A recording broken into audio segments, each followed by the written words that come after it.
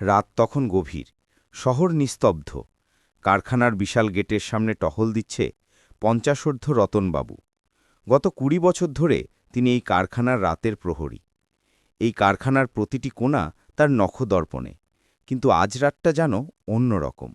বাতাসে এক অদ্ভুত শীতলতা, আর দূর থেকে ভেসে আসছে এক রহস্যময় শব্দ।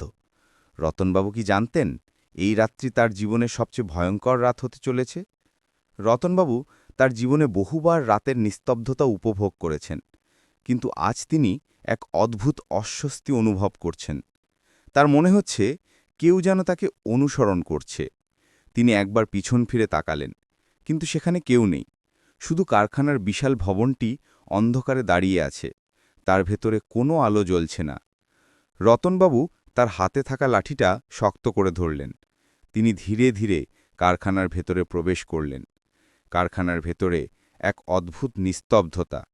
সব মেশিন বন্ধ, শুধু একটি পুরনো মেশিনের ভেতর থেকে এক অদ্ভুত শব্দ আসছে। শব্দটা কান্নার মতো। রতনবাবু অবাক হয়ে গেলেন। তিনি ভাবলেন হয়তো তার মনের ভুল। তিনি মেশিনের কাছে এগিয়ে গেলেন। মেশিনের দিকে তাকিয়ে রতনবাবু দেখতে পেলেন মেশিনের ভেতর থেকে একটি লাল আলো জ্বলছে। তিনি ভয়ে কেঁপে উঠলেন। তিনি মেশিনটি বন্ধ করার চেষ্টা করলেন, কিন্তু মেশিনটি নিজে থেকেই চালু হয়ে গেল। মেশিনটি চালু হতেই তা থেকে একটি ভয়ঙ্কর শব্দ বেরিয়ে এলো। শব্দটা কান্নার মতো ছিল।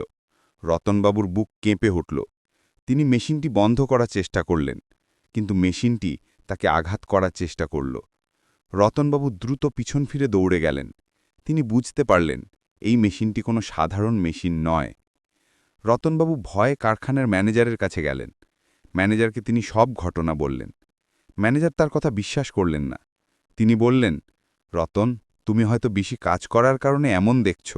তুমি বাড়ি গিয়ে বিশ্রাম নাও। রতনবাবু ম্যানেজারের কথায় বিশ্বাস করে বাড়ি চলে গেলেন। কিন্তু রাতে যখন তিনি ঘুমোতে গেলেন, তখন তার মনে হলো কেউ যেন তার পাশে বসে আছে। তিনি চোখ খুলে দেখলেন সেই মেশিনটি তার পাশে দাঁড়িয়ে আছে। মেশিনটির ভেতরে একটি মহিলার মুখ দেখা যাচ্ছে। মহিলাটি তাকে দেখে হাসছে। তার হাসিটি খুব ভয়ঙ্কর ছিল। রতনবাবু ভয়ে চিৎকার করে উঠলেন। তার স্ত্রী তাকে দেখে ভয়ে কেঁপে উঠলেন। তিনি রতনবাবুকে শান্ত করলেন। রতনবাবু তার স্ত্রীকে সব ঘটনা বললেন।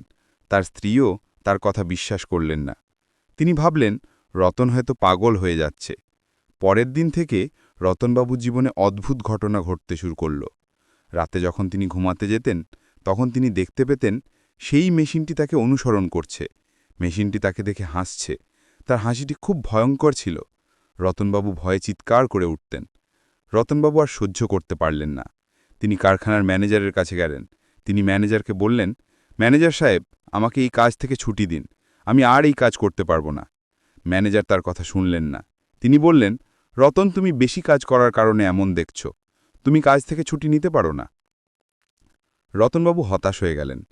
তিনি বুঝতে পারলেন তিনি বিপদে পড়েছেন। তিনি রাতের বেলা কারখানায় গেলেন। তিনি দেখতে পেলেন সেই মেশিনটি তার দিকে এগিয়ে আসছে। মেশিনটি তাকে দেখে হাসছে। তার হাসিটি খুব ভয়ঙ্কর। রতনবাবু ভয়ে চিৎকার করে উঠলেন। মেশিনটি তাকে আঘাত করার চেষ্টা করল। রতনবাবু দ্রুত পিছন ফিরে দৌড়ে গেলেন। তিনি বুঝতে পারলেন এই মেশিনটি তাকে মেরে ফেলবে। তিনি ভয়ে তার স্ত্রী ও ছেলে নিয়ে দূরে কোথাও চলে যাবার সিদ্ধান্ত নিলেন। তিনি তার স্ত্রী ও ছেলে নিয়ে দূরে কোথাও চলে গেলেন, কিন্তু সেখানেও তিনি শান্তি পেলেন না। রাতে যখন তিনি ঘুমোতে যেতেন, তখন তিনি দেখতে পেতেন সেই মেশিনটি তাকে অনুসরণ করছে। মেশিনটি তাকে দেখে হাসছে। তার হাসিটি খুব ভয়ঙ্কর। রতনবাবু বুঝতে পারলেন তিনি আর পালাতে পারবেন না। তিনি তার জীবনের শেষ সময়ে সেই মেশিনটির হাতে ধরা পড়লেন। তিনি আর কখনো স্বাভাবিক জীবনে ফিরে আসতে পারলেন না। এভাবেই শেষ হল রতনবাবুর জীবনের গল্প। তিনি তার জীবনের শেষ সময়ে সেই মেশিনটির হাতে ধরা পড়লেন। তার স্ত্রী ও ছেলে তাকে নিয়ে অনেক চিন্তা করল, কিন্তু কোনো লাভ হল না। তারা বুঝতে পারল রতনবাবুর জীবন শেষ হয়ে গেছে। বন্ধুরা, যদি এই গল্পটি আপনাদের ভালো লেগে থাকে, তবে অবশ্যই আমাদের চ্যানেলটি সাবস্ক্রাইব করবেন। আমরা নিয়মিত এই ধরনের ভৌতিক ও রহস্যময় গল্প আপনাদের জন্য নিয়ে আসি। আপনাদের ভালোবাসা ও সমর্থন আমাদের নতুন গল্প বানাতে উৎসাহিত করবে।